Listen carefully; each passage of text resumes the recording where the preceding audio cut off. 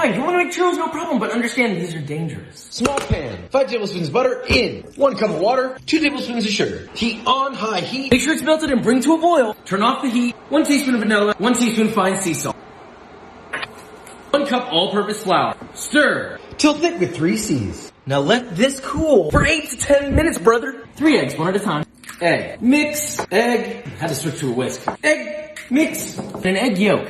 Mix one more time. Till nice and smooth. Transfer to a piping bag with a star tip. Heavy bottom pot. Fry oil. Filled a little over halfway. It's cinnamon sugar, not that hard. 3/4 cup of sugar. 1.5 teaspoons of, well, cinnamon.